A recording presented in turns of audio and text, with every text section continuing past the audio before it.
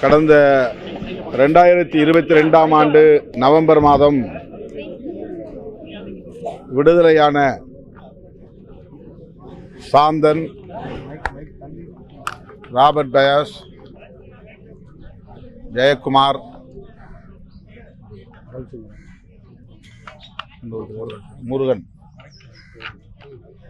முருகன் ஆகிய நால்வரும் உடனடியாக அவர்கள் தங்கள் தாயகத்திற்கு திரும்ப முடியவில்லை. சிறையிலிருந்து விடுதலை அடைந்தாலும் அவர்கள் மீண்டும் சிறைப்படுத்தப்படக்கூடிய நிலை வேதனைக்குரியதாகும். சிறப்பு முகாம் என்கிற பெயரில்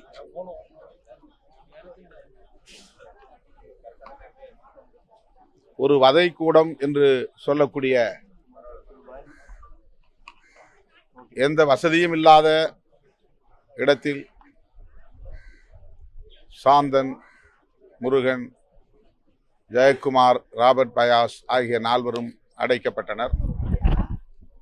30 ஆண்டுகளுக்கு மேலாக சிறையிலே கிடந்து கடுமையான மன உளைச்சலுக்கும்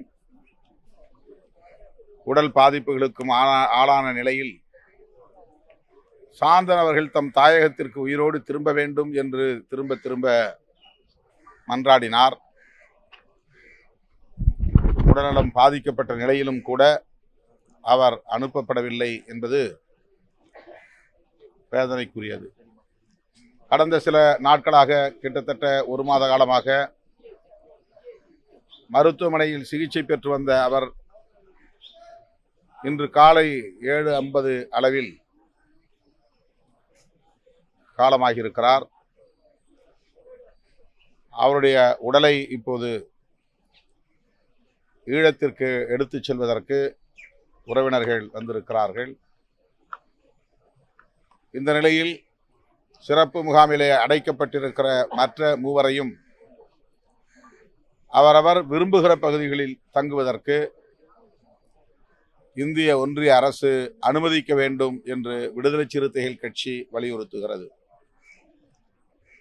நளினியின் கணவர் முருகன், ராபர்ட் பயாஸ் மற்றும் ஜெயக்குமார் ஆகிய மூவரையும் அவர்களின் எஞ்சிய வாழ்நாட்களை உறவினரோடு கழிப்பதற்கு ஏற்ற வகையில் பாதுகாப்பாக எங்கே அவர்களால் தங்க முடியும் என்பதை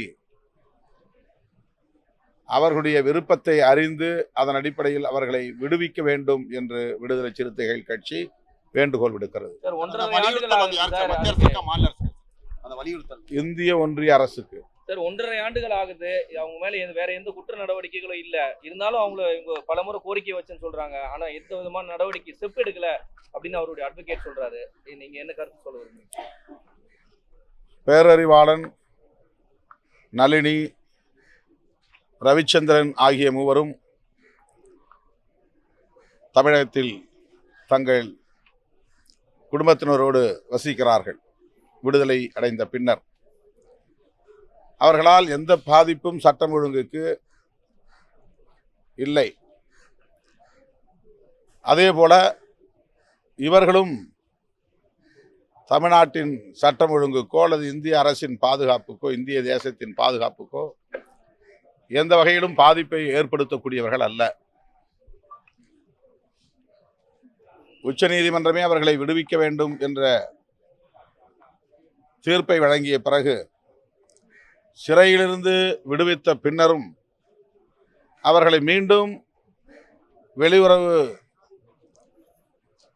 நலன் கருதி, தேசத்தின் நலன் கருதி அவர்களை சிறப்பு முகாமில் அடைத்து வைப்போம் என்பது இயற்கை நீதிக்கு எதிரானது. சட்டத்திற்கு மட்டுமல்ல, இயற்கை நீதிக்கும் எதிரானது. எனவே இந்திய ஒன்றிய அரசு இவர்களின் கோரிக்கையை ஏற்க வேண்டும். அந்த மூவரையும் உடனடியாக அவரவர் விரும்பும் பகுதிக்கு செல்வதற்கு அனுமதிக்க வேண்டும்.